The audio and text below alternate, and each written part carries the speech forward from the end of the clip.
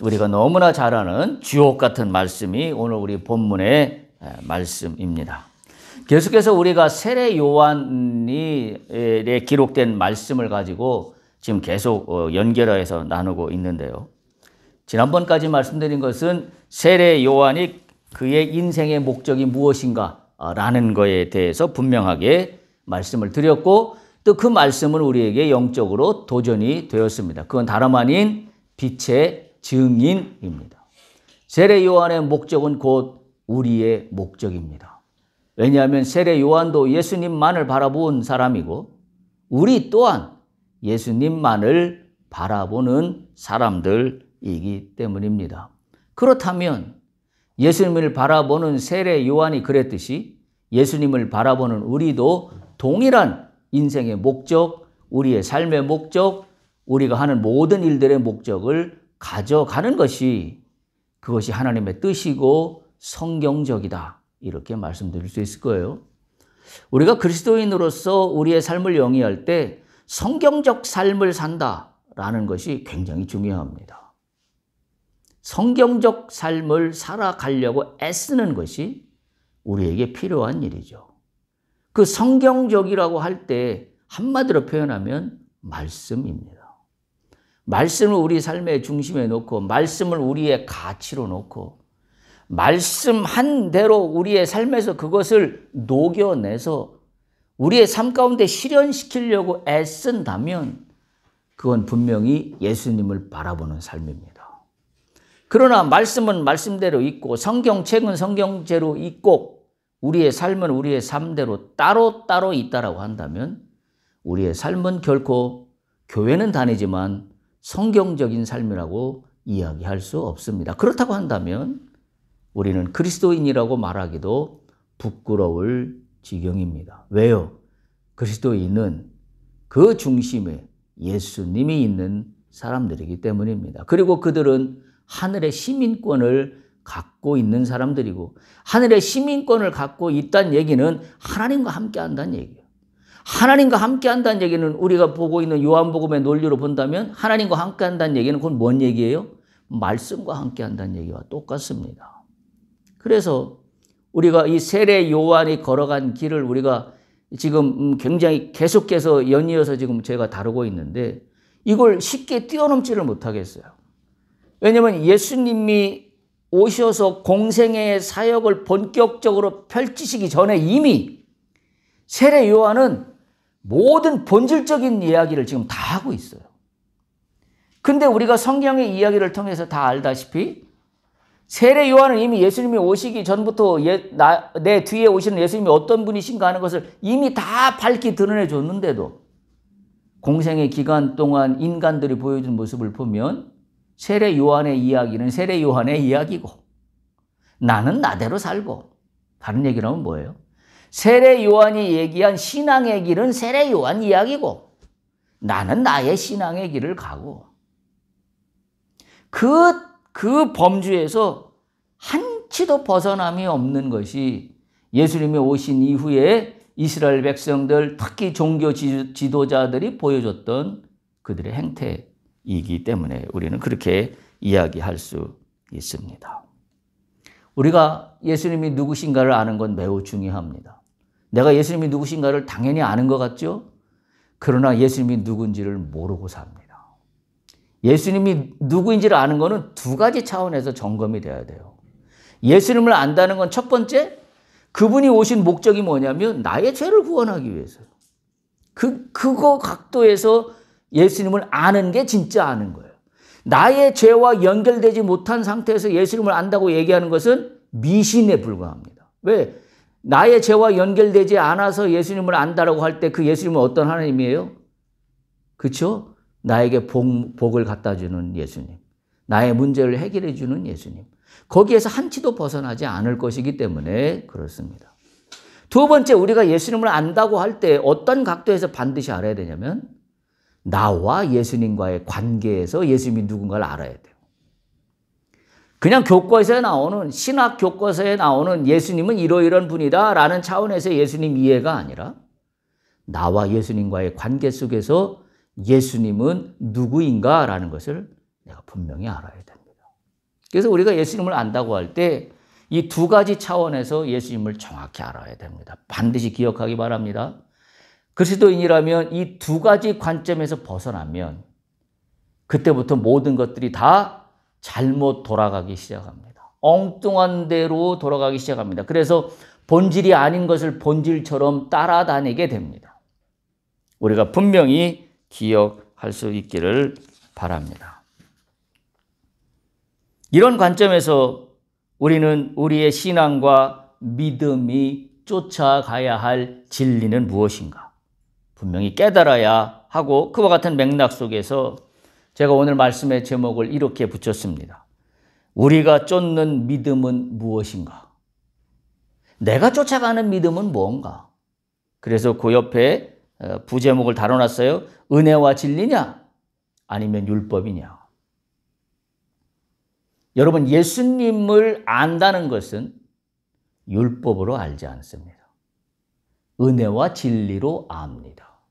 오늘 세례 요한은 본문의 말씀에서 분명하게 그렇게 이야기하고 있습니다. 여러분, 요한복음 1장 17절을 한번 보십시오. 1장 17절 보면 이렇게 이야기하고 있습니다. 율법은 모세로 말미암아 주어진 것이요 은혜와 진리는 예수 그리스도로 말미암아 온 것이라 분명하게 전하고 있습니다.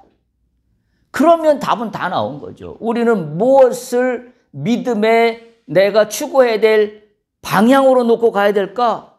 예수 그리스도의 은혜와 진리입니다. 율법이 아닙니다. 세례요한은 이미 이 얘기를 했잖아요. 지금 예수님이 공생이 시작하기도 전에. 근데 아까 말씀드렸지만 예수님이 오신 후에 이스라엘 백성들, 그때 당시에 종교 지도자들이 보여준 모습은 뭐예요? 예수 그리스도로 말미암아 은혜와 진리를 쫓아갔나요? 아니잖아요. 율법을 쫓아갔잖아요. 이미 세례 요한이 가이드라인을 제시해 줬는데도 불구하고 우매한 인간들은 왜 이런 일이 발생했을까요? 말씀드렸죠? 네 신앙은 네 신앙이고 내 신앙은 내 신앙이야. 왜 내 신앙은 내가 옳다고 하는 신앙으로 가고 있는데 뭐 네 얘기 그래 참고는 할 수 있겠지만 난 그거 받아들이지 않아. 이거나 똑같은 거죠. 이건 오늘날 우리에게도 적용이 돼요. 분명히 성경 말씀에 은혜와 진리로 예수 그리스도를 쫓는 것이다라는 것이 분명히 천명돼 있음에도 불구하고 오늘 많은 그리스도인들은 은혜와 진리로 예수님을 만나기보다는 율법적으로 주님을 접하기를 소원합니다. 그래서 그 중에 하고 있는 우리의 모든 종교적인 행위들은 다 율법적인 카테고리 안에 다 포함된다고 봐도 무방합니다. 오늘날 그리스도인들 중에 주일날 교회에 와서 내가 주님을 오늘 만났습니다 하는 사람이 몇 명이나 있을까요? 내가 오늘 찬송 몇 장을 부르고 찬송가를 부를 때 참 그 마음이 뜨거워졌고 은혜를 받았다고 이야기할 수 있을지는 모르지만 목사님의 설교 말씀을 들을 때 은혜를 받았다고 이야기하는 성도들은 많이 있을지 모르지만 내가 오늘 예배하는 가운데 주님을 만났습니다라고 얘기하는 사람이 과연 몇 명이나 있을까 하는 겁니다. 그렇다고 한다면 우리는 목사님의 말씀을 듣고 은혜를 받았습니다. 찬송을 하면서 은혜를 받았습니다. 기도를 하면서 은혜를 받았습니다. 얘기하지만 그건 다른 말로 표현하면 율법적인 카테고리 안에서 머물러 있는 거나 마찬가지. 우리가 추구해야 될 은혜와 진리라는 것은 주님을 만나는 겁니다. 주님을 만나지 않으면 은혜가 무엇인지, 주님이 말씀하시는 진리가 무엇인지, 성경에 조목조목 깨알같이 기록되어 있는 이 말씀의 진리 속에서 뿜어져 나오는 생명의 은혜가 무엇인지 알 수가 없어요. 그저 줄줄줄줄 성경 구절을 외우며 다니는지는 모르겠지만 그러나 그거는 성경 구절을 100구절을 외운다 하더라도 그거는 그렇게 하는 한 율법적인 카테고리 안에 머물러 있다는 사실을 우리 잊지 않아야 돼요. 왜? 내가 성경 구절 몇 구절 외움으로써 나한테 위안을 주고 평안을 준다고 생각하거든요. 그래서 마치 어려움을 만날 때 주문을 외우듯이 그 성경 구절을 외운다라고 생각해서 그 성경 구절을 내가 되뇌을 때 나에게 위로가 되고 평안이 된다라고 한다면 그것 또한 율법적인 카테고리에서 벗어나지 않는 겁니다. 핵심은 그거 딱 하나예요. 나의 죄와 예수님, 그리고 나와 예수님과의 관계에서 주님은 누구시고 나는 누구인가? 그 관계 속에서 주님을 만나지 않는 한 우리의 신앙생활은 율법적 카테고리 안에 갇혀 있습니다. 그렇게 되면 우리는 예수님 당시에 그렇게 비난과 또는 저주의 대상이 되었던 바리새인이나 율법학자나 종교 지도자들과 전혀 다를 바가 없는 종교인이라는 사실을 우리가 기억해야 됩니다. 여러분, 요한복음 1장 9절을 보면 다시 한번 리마인드하면 이렇게 시작합니다. 참빛 곧 세상에 와서 각 사람에게 비추는 빛이 있었다. 제가 오늘 이 본문의 말씀을 지금 1장 9절 말씀을 지금 오늘만 처음 보는 게 아니라 지금 계속 몇 주를 통하여 지금 계속 이 1장 9절의 말씀을 보는데 이번에 또 새롭게 들어와요. 어떤 단어가 새롭게 들어왔냐면 참빛입니다. 그냥 빛이 아니라 참빛. 곧 세상에 왔다. 참빛이에요. 예수님은 빛입니다. 이 빛이라는 것은 세상을 비추는 존재 그 자체입니다. 그리고 그래서 그 안에 생명이 있고 그 안에 사랑이 있고 그 안에 회복이 있는 그런 빛입니다. 우리를 비추고 우리의 나아갈 길을 밝히고 이건 온전히 예수님의 빛입니다. 할렐루야. 예수님의 빛이 우리 가운데 임하기를 축복합니다.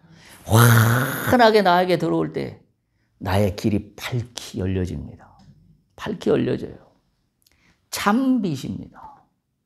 그냥 이렇게 우리 형광등 불빛 아닙니다.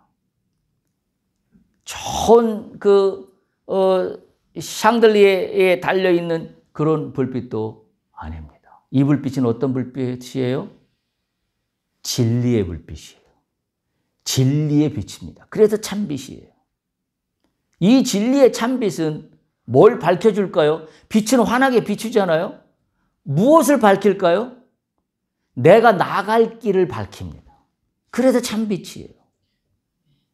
형광등은 지금 당장 내가 책을 볼 때 깜깜하지 아니어서 내가 책을 볼 수 있는 밝기의 조명도를 준다는 면에서 빛입니다. 그러나 이 형광등 불빛이 나의 나아갈 길을 비춰주는 불빛은 아닙니다.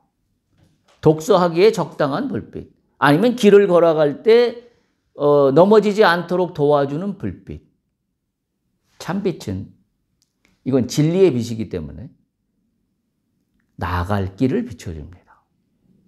지금 세례 요한은 이걸 이야기하고 있어요. 참빛이 세상에 오셨다. 참빛이 세상에 왔다는 얘기는 세상에 나아갈 길을 비추고 있다는 얘기나 똑같은 겁니다. 세상에 어떻게 나가야 될지를 가르쳐 준다는 얘기나 똑같은 거예요. 따라서 세상은 참빛이 없다면 세상은 세상 맘대로 나갈 겁니다. 세상이 원하는 대로만 나갈 겁니다. 그래서 참빛이에요. 따라서 오늘 제가 이 1장 9절 맨날 지금 몇 주째, 지금 몇 달 내내 지금 읽고 있는 이 1장 9절의 말씀을 다시 읽을 때, 아니, 그동안 눈에 들어오지 않았던 참빛이라는 단어가 제 눈에 들어왔어요. 이번 주 말씀을 준비하면서. 아, 그렇구나. 참빛이구나. 이건 진짜 빛이구나. 진리의 빛이구나. 은혜의 빛이구나. 미래의 빛이구나.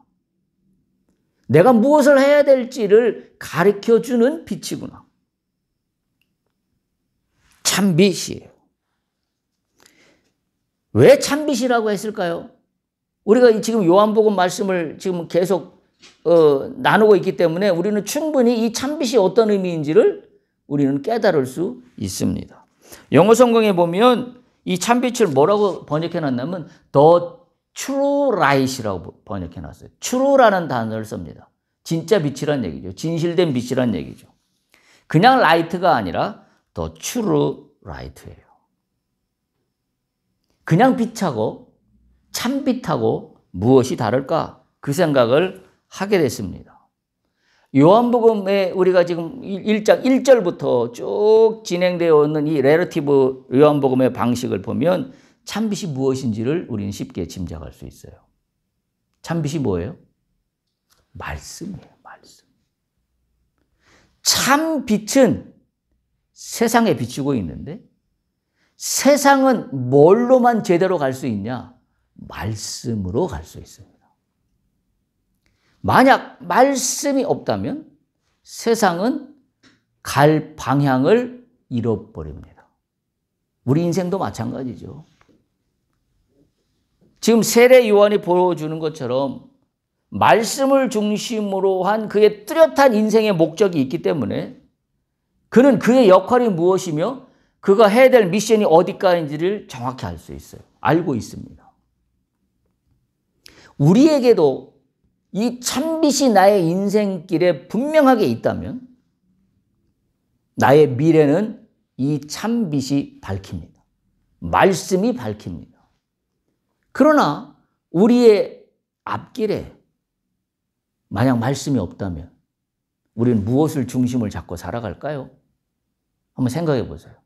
나에게 말씀의 빛이 없다면 나는 세상을 살아가면서 무엇을 기준으로 살아갈까요? 뭘 기준으로 살아가겠어요? 답은 뻔하잖아요. 그 시대의 풍속, 그 시대의 가치, 그 시대의 사람들이 좋아하는 거, 그 시대 사회에서 이건 정의라고 이야기하는 거. 여러분, 인간이 세우는 정의라고 하는 것이 영구 불변이 아니에요. 시대마다 정의는 바뀝니다.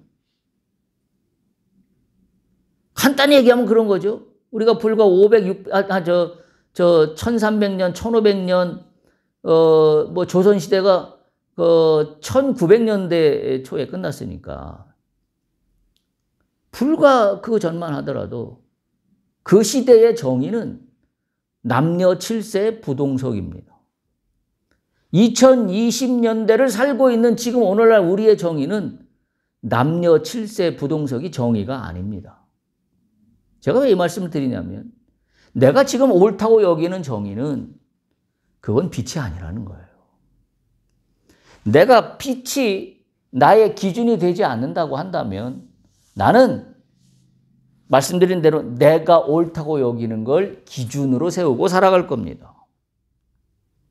그러면 불완전한 인간이 기준을 세울 만큼 온전하냐? 그건 아니잖아요.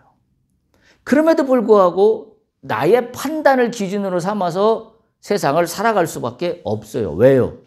기준이 없기 때문에.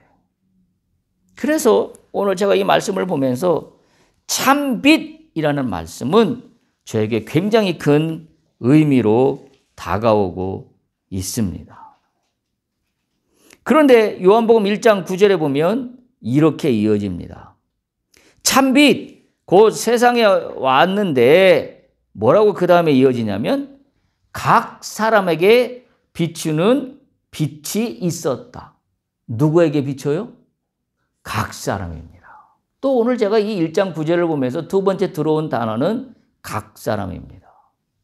아, 예수님이 오셔서 빛을 비추는데 그냥 세상을 환하게 비치는 그런 진리만이 아니다라는 사실이에요. 어떤 진리예요? 나에게, 각 사람, 나에게. 오늘 예수님의 빛이 나의 빛이 되는 이유는 바로 이 말씀에 근거합니다. 처음에 이 참빛이 세상에 오셨는데 그 빛이 각 사람에게 비쳤다. 이 은혜가 오늘 우리에게 있는 줄 믿습니다. 우리에게 빛이 있습니다. 여러분, 나에게 내 속에 있는 주님의 빛을 내가 깨닫지 못하고 있기 때문이에요. 그리스도인은 어떤 사람이냐면 내 안에 꿈틀거리는 예수의 빛을 시간마다 깨닫는 사람이에요. 그래서 그걸 끄집어내서 나의 말로 승화가 돼야 되고 나의 발걸음으로 옮겨져야 되고 내가 하는 손으로 하는 일들 속에 그것이 끄집어내어서 드러나야 돼. 제가 지난번에 말씀드렸죠. 빛의 증인은 드러내는 자라고. 근데 우리는 어떻게 살아요? 꽁꽁 숨겨놓고 삽니다. 왜 그럴까? 오늘 저는 그 이유를 제가 오늘 말씀의 제목에서 찾는 겁니다. 우리가 쫓는 믿음의 현 주소가 무엇이냐면 예수 그리스도의 은혜와 진리가 아니라 율법이기 때문에 그래요. 그래서 그것이 순간순간 나의 생명이 되어서 나의 모든 하는 일들 속에 드러나지가 않아요. 그러니까 교회는 교회대로 머물러 있고 나의 삶은 삶대로 머물러 있는 그와 같은 두 개의 자아 속에 내가 이것도 아닌 저것도 아닌 어정쩡한 상태에 놓여 있는 게 되는 꼴입니다. 그래서 각 사람에게 비췄다라는 겁니다. 이 빛은 진리의 빛이, 은혜의 빛이, 그냥 빛이 아니죠.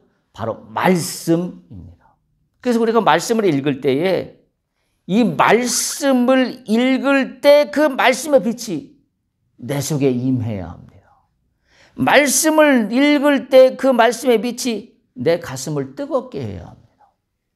그래서 말씀을 읽을 때 나의 모든 자아가 깨져나가는 역사가 일어나야 됩니다. 그래서 성경 말씀을 이렇게 얘기하고 있잖아요. 말씀은 운동력이 있어. 그렇죠? 골수를 쪼갠다라고 이야기하고 있어요. 심령을 쪼갭니다. 그게 그냥 듣기 좋으라고 있는 말씀이 아니야. 왜? 오늘 이 말씀이 있기 때문이에요. 빛이 있었는데 참빛이다. 근데 그것은 말씀이라는 얘기예요. 공동번역에 보면 이 참빛 곧 세상에 와서 각 사람에게 이루는 빛이 있었다라는 것, 개역개정의 성경을 공동번역을 이렇게 번역해놨어요. 명확하게. 여기 참빛 곧 세상에 왔다 이 부분을 말씀이 곧 참빛이었다 이렇게 번역해놨어요. 아주 똑떨어지게 번역해놨습니다. 그래서 그 빛이 이 세상에 와서 모든 사람을 비추고 있었다. 이렇게 표현해 놓고 있습니다. 이 하나님의 참빛은, 예수님의 참빛은 조명빛도 아니고 샹들리에의 빛도 아니고 길가에 박히는 가로등도 아니고 안방의 조명도 아니고 건넌방의 조명빛도 아닙니다. 방에 따라서 색깔이 달라지고 용도가 달라지고 쓰임새가 달라지는 그런 등불이 아니라 이 참빛은 진리이기 때문에 변하지 않습니다. 따라서 나는 그 참빛을 나의 기준으로만 삼으면 돼요. 그러면 그곳에 나의 믿음의 실체가 있는 거예요. 여러분, 제가 누차 믿음에 대한 이야기를 참 많이 하는데요.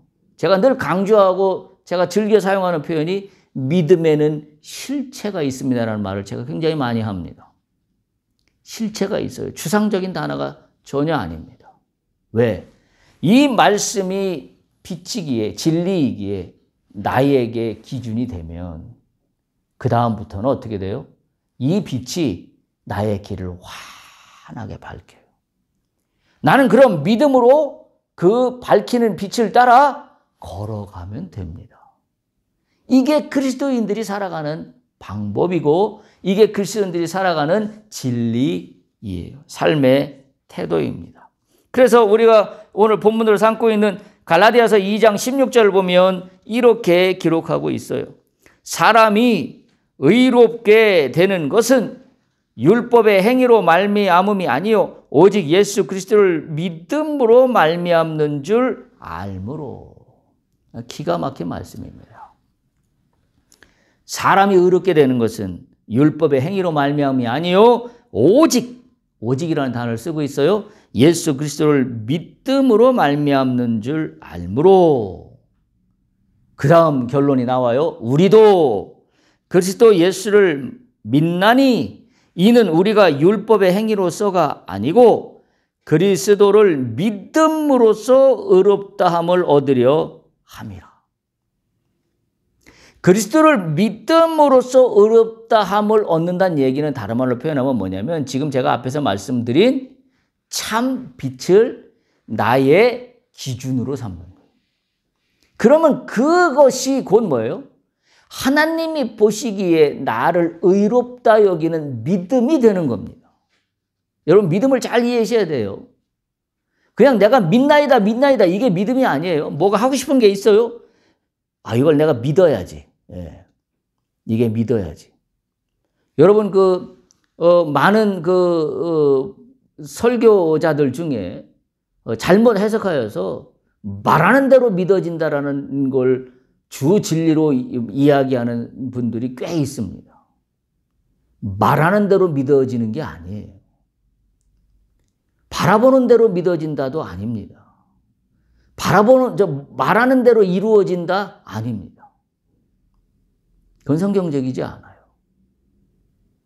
믿음이라는 건 뭐냐면 지금 말씀드린 것처럼 내가 기준을 무엇으로 세웠냐는 거예요. 그게 믿음이야. 나의 삶에, 나의 사업에, 내가 하는 모든 직장의 일들에, 내가 사람들과의 관계 속에, 내가 사회 속에서의 나의 역할 속에 나는 어떤 기준을 가지고 살아가고 있느냐. 그 기준이 믿음입니다. 그래서 이 갈라디아서 2장 16절 마지막에 보면 이렇게 기록이 됩니다. 율법의 행위로서는 의롭다 함을 얻을 육체가 없느니라. 여러분에게 축복하기는 율법적, 종교 행위는 믿음도 아니고 의롭다라고 여겨질 일도 없으니 그와 같은 행태가 혹여나 내 속에 나의 신앙이라는 믿음이라는 이름으로 자리 잡고 있다면 그럼 뿌리째 뽑아내야 합니다. 내가 잘 안 뽑혀요. 잘 안 뽑힙니다. 왜? 인간이 무엇인가 해야만 했다라고 눈으로 보이기 때문에 그래요. 지금 나의 삶의 기준을 세우는 것은 눈에 보이지 않잖아요. 근데 실체가 없어요. 그렇다고? 아니에요. 나에게 믿음의 그 참빛을 나의 기준으로 세우는 믿음을 가지면 그게 어디로 드러나요? 나의 일들을 통해 드러납니다. 내가 하는 말 속에서 드러납니다. 내가 옮기는 발걸음 속에서 드러납니다. 우리가 그 사실을 정확히 기억해야 돼요. 그래서 각 사람에게 하나님은 생명을 주시고 각 사람에게 능력과 그분의 신성, 영성을 계시하십니다. 그리고 또한 우리에게 양심도 허락하셔서 하나님은 당신의 존재를 우리 속에 증거하셔요. 근데 그럼에도 불구하고 우리는 그 증거를 무시합니다. 그리고 늘 내가 판단한 옳다고 여기는 기준, 말씀에 근거한 기준이 아니라 우리는 그쪽으로 빨려 들어가고 있습니다. 모든 만물이 그분의 신성이 계시되었다라고 요한복음 1장 3절에 이야기하고 있어요. 요한복음 1장 3절에 보면 만물이 그로 말미암아 지은 바 되었으니 지은 것이 하나도 그가 없이는 된 것이 없느니라. 이 말씀은 모든 만물 가운데 그분이 하셨으니 모든 만물 가운데 그분의 마음이 담겨 있는 거예요. 신성이 담겨 있는 겁니다. 우리는 이 사실을 반드시 잘 알아야 합니다. 그러나 그 참빛을 세상은 알아보지 못했다라고 성경은 기록하고 있습니다. 요한복음 1장 10절에서 11절을 보시면 이렇게 기록되어 있어요. 그가 세상에 계셨으며 세상은 그로 말미암아 지은 바 되었으되 세상이 그를 알지 못하였다. 그리고 11절 자기 땅에 오매 자기 백성이 영접하지 아니하였다. 왜 사람들은 이 참빛을 알아보지 못했을까요? 라는 겁니다. 지금 오늘 본문에 보면 그거잖아요. 이미 세상에 오셨는데 만물 속에 그분의 신성이 다 드러나고 나타나고 있는데 세상이 그를 알아보지 못하였다. 그리고 더군다나 11절에 보면 자기 땅에 오셨음에도 자기 백성이 영접하지 아니하였다. 왜 그랬냐는 거죠. 한마디로 눈이 멀은 겁니다. 그분의 신성이 드러나 있고 그분이 우리의 삶의 터전 가운데 오셨는데 나는 그분을 알아보지 못해요. 다른 말로 표현하면 이런 거죠. 창조주 하나님이 나를 알아보시는데 나는 하나님을 알아보지 못해. 그게 교회 안에서의 이야기가 아니에요. 잘 기억하세요? 다시 한번. 만물이 그로 말미암아 지은 바 됐다 그랬어요. 그래서 그 지은 것이 하나도 그거 없이는 된 것이 없다라고 한 말은 뭐예요? 그 모든 만물 속에 그분의 신성이 있습니다. 다시 말하면 거기에 하나님을 볼 수 있어야 돼요. 내가 대하는 모든 만물 가운데 하나님의 역사하심을 볼 수 있어야 됩니다. 이걸 못 보니까 까막눈이에요. 그러니까 이렇게 이해하죠, 대부분 사람들이. 창조주 하나님과 나와의 관계에서 서로 알아보는 것은 언제에서만 알아볼 수 있다고 좁게 해석하는 거냐면 내가 교회 안에 있을 때, 내가 기도할 때, 내가 찬양할 때, 내가 목사님의 설교의 말씀을 들을 때만 내가 하나님을 알아본다라고 여겨요. 그거는 굉장히 좁게 해석한 겁니다. 이해하시죠? 만물이 그분의 창조하신 거라고 하셨으니 만물 가운데 그분이 신성이 들어있기 때문에 내가 접하는 세상의 모든 일들 속에 지금 이걸 통하여 하나님의 마음은 무엇일까라는 걸 볼 수 있어야 되는 거예요. 그게 믿음이죠. 그게 진짜 신앙이죠. 왜? 만물은 그가 하나 없이는 하나도 지은 것이 없다고 하셨으니. 그러면 내가 하는 사업이나 내가 하는 일들이나 내가 행하는 모든 일들 속에 그 일들의 대상 속에 그 무엇인가 만물의 대상 속에 이걸 통하여 하나님이 이루고자 하시는 뜻은 무엇일까? 그게 뭐예요? 내가 하나님을 알아보는 거예요. 근데 많은 그리스도인들이 그렇게 믿음의 세계를 구축해 나가는 게 아니라 믿음과 세상 삶이 따로 놀아요. 왜 그래요? 이래서 그런 겁니다. 믿음을 이야기할 때는 어디만 있는 거예요? 교회 안에만 있는 거예요. 믿음을 이야기할 때 세상에서는 없는 거예요. 오늘 이 정리를 분명하게 할 수 있길 바랍니다. 비근하게 적용한다면 이렇게 이야기할 수 있겠죠. 부모는 자식을 알아보는데 자식이 부모를 몰라봐. 아니, 조금 더 쉽게 설명하면 부모는 자식의 마음이 뭔지를 알아. 근데 자식이 부모의 마음을 몰라봐. 이거나 똑같은 거예요. 만물이 그분으로 말미암아 지어진 것이 없으면 내가 대하는 만물 가운데 하나님의 마음을 알아봐야 돼. 거기에 뭐예요? 나의 믿음이 있는 거예요. 그러면 어떨 때 내가 대하는 만물 가운데 하나님의 마음을 알아채고 내가 그분의 뜻에 맞도록 할 수 있을까요? 이 방향 다 하나예요. 어떻게 해야 돼요? 참빛이 내 기준이 되면 돼요. 진리가 기준이 되면 됩니다. 말씀이 기준이 되면 내가 대하는 만물 가운데 하나님의 마음이 여기에 내가 하는 일 속에 무엇인가를 깨닫게 돼요. 그때 하나님이 은혜를 쏟아부어 주십니다. 그 은혜는 영적인 은혜는 물론이고 물질적 육적인 은혜도 부어주십니다. 왜? 하나님의 마음이 거기 있는 걸 네가 알았구나. 나의 마음이 무엇인지를 네가 알았구나. 라는 거죠. 많은 사람들이 뭔가 수련회를 하거나 해서 자신의 어떤 뭐라고 그러죠? 리프레시 한다라고 할 때 대부분 많은 기독교인들이 무엇을 잘 하는 것 중에 하나가 있냐면 자연을 느끼는 그런 프로그램들이 있어요. 예를 들면 바람 소리를 듣고 또는 시냇물 소리를 듣고 나뭇가지가 흔들리는 걸 보고 그러면서 훈련하시는 강사 선생님이 뭐라고 말씀하시냐면 자, 이 자연 속에서 하나님을 느껴보세요. 하나님의 마음을 한번 느껴보세요. 우리가 기독교에서 잘못 가르치고 있는 게 바로 그런 거예요. 자연 속에서 하나님을 만나는 거 틀리지 않습니다. 100번 맞습니다. 그런데 그걸 어디로 적용해야 돼요? 나의 삶으로 적용해야 돼요. 나의 세상에 하는 일들로 적용해야 돼요. 그래서 여러분이 하는 일들 속에 하나님의 마음을 느껴보세요. 여러분의 사업 속에서 하나님이 뭐라고 말씀하시나요? 라는 것으로 연결돼야 되는데 자연과 교회 가서 기도하는 것은 따로 있고 그리고 나머지는 따로 있으니 이게 도무지 접촉점을 마련하지 못해. 그러니까 신앙이 이중적으로 분리되어 있는 모습을 띠는 이유가 바로 거기 있습니다. 오늘 기억하십시오.